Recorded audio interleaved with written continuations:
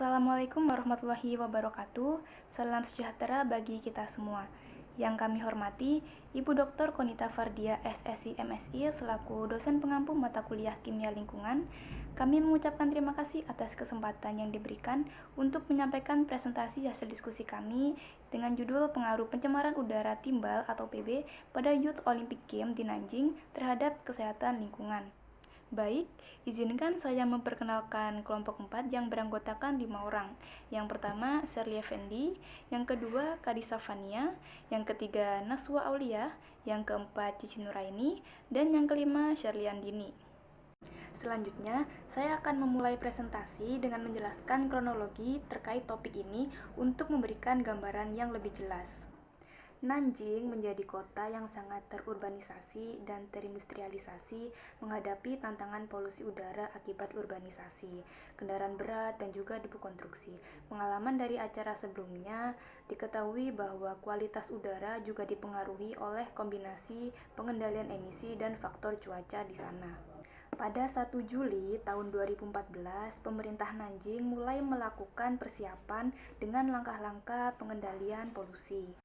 Pada 1 Agustus, pemerintah mulai meluncurkan rencana pengendalian yang ketat demi tercapainya target YUG hijau.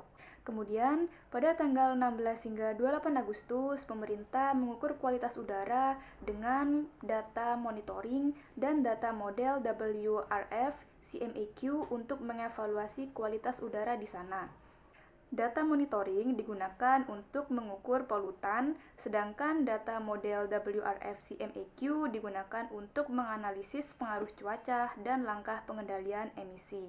Baik, selanjutnya saya akan menjelaskan tentang konsentrasi timbal dan juga batas maksimum yang diperbolehkan. Penelitian ini menganalisis konsentrasi timbal pada partikel berukuran sangat kecil, yaitu PM2,5. Pengukuran dilakukan sebelum, selama, dan juga setelah penyelenggaraan Youth Olympic Games atau YOG tahun 2014 di Nanjing. Hasil penelitian ini menunjukkan bahwa rata-rata konsentrasi PB pada PM2,5 mengalami perubahan selama periode tersebut.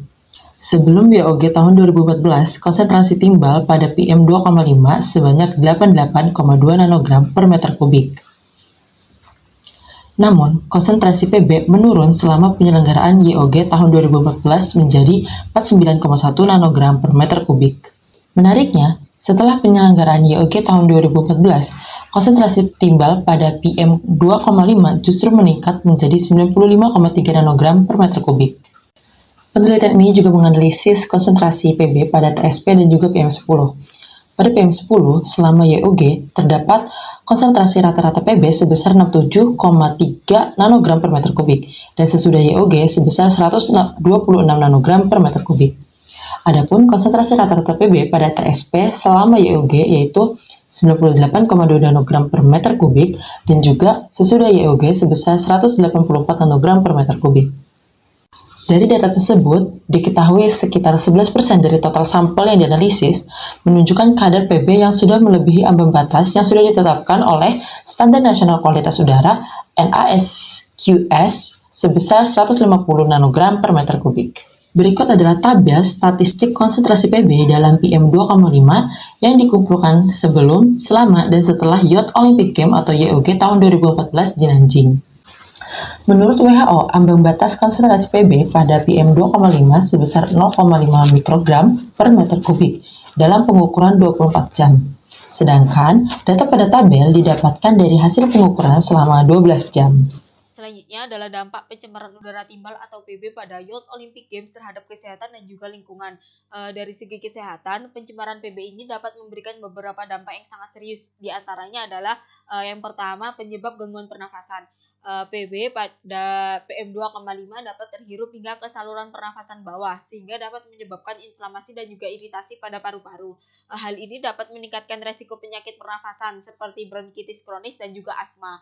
Yang kedua adalah kerusakan sistem saraf, di mana PB yang bersifat neurotoksik dapat menyebabkan kerusakan pada sistem saraf pusat dan juga perifer.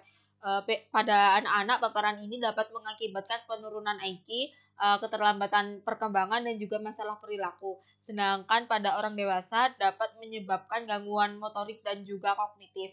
Yang ketiga adalah gangguan sistem kardiovaskular, di mana paparan PB dapat meningkatkan tekanan darah dan juga resiko hipertensi.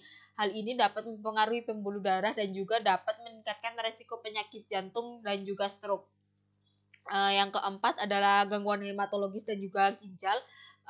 PB dapat menghambat pembentukan hemoglobin sehingga dapat memicu anemia. Selain itu, PB juga dapat terakumulasi dalam ginjal yang menyebabkan kerusakan fungsi ginjal dan meningkatkan resiko gagal ginjal. Dan yang kelima adalah keracunan atau penyebab keracunan, di mana paparan PB ini dalam konsentrasi tinggi dapat menyebabkan keracunan akut dengan gejala seperti sakit kepala, muntah, sakit perut, kejang, hingga koma dalam kasus yang parah. Selanjutnya adalah dampak pencemaran udara timbal dari segi lingkungan. Di mana dari segi lingkungan ini, pencemaran timbal dapat memberikan beberapa dampak, di antaranya adalah yang pertama, penyebab pencemaran tanah dan bioakumulasi. Timbal yang terdeposisi di tanah akibat emisi dari industri, pembakaran bahan bakar fosil, atau kendaraan bermotor dapat mencemari ekosistem tanah. Logam berat ini tidak terurai secara biologis, sehingga dapat menyebabkan akumulasi jangka panjang. Tanaman yang tumbuh di tanah yang tercemar dapat menyerap PB melalui akar, sehingga dapat menciptakan efek bioakumulasi dalam rantai makanan. Yang kedua adalah penyebab pencemaran air, di mana PB yang terbawa oleh hujan atau limpasan air dapat mencemari sungai, danau, dan air tanah. Dalam ekosistem perairan, timbal dapat mempengaruhi organisme akuatik seperti ikan dan plankton yang dapat mengakumulasi logam ini dalam jaringan mereka, sehingga dapat mengancam populasi hewan dan manusia yang mengonsumsi air atau organisme tersebut. Yang ketiga adalah gangguan ekosistem, di mana pencemaran timbal dapat menurunkan keanekaragaman hayati di lingkungan darat dan air. Dalam tanah, PB dapat mengganggu mikroorganisme yang mendukung kesuburan tanah, seperti di air, di mana PB dapat mempengaruhi organisme kecil seperti alga yang dapat merusak kesetimbangan ekosistem. Yang keempat adalah perubahan komposisi partikel udara, di mana timbal dalam partikel halus PM2,5 dapat meningkatkan toksisitas udara. Partikel ini dapat berkontribusi pada polusi udara yang dapat memperburuk kualitas udara perkotaan dan juga menyebabkan kabut asap.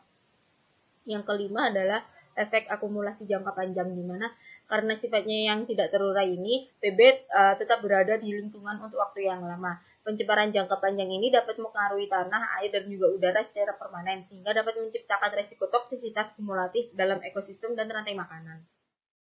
Dengan adanya permasalahan tersebut, pastinya pemerintah memiliki upaya-upaya dalam mengatasi masalah pencemaran udara Nanjing yang semakin mendesak. Yang pertama, upaya pemerintah yaitu ada pada masa transisi, di mana masa transisi terjadi pada tanggal 1 Mei hingga 15 Juli 2014. Nah, pada masa transisi, pabrik terkait pembakaran batu bara seperti pembangkit listrik, pabrik semen, dan baja besi diwajibkan mengurangi produksi lebih dari 700 pabrik untuk mengurangi operasi. Sementara lebih dari 550 pabrik ditutup sepenuhnya. Yang kedua, pembangkit listrik diharuskan mengurangi produksi lebih dari 15% dan pabrik baja besi mengurangi hingga lebih dari 20%. Nah, pemberhentian produksi semen itu sangat masif dalam periode tersebut. Kedua adalah masa intensif, di mana masa intensif terjadi pada tanggal 1 hingga 31 Agustus 2014. Nah, pada saat ini pemerintah menutup sekitar 2.000 lokasi konstruksi dan industri berat diwajibkan mengurangi produksi hingga 80% dari target semula. Lalu truk-truk berat yang berhubungan dengan konstruksi itu dilarang beroperasi di dalam kota.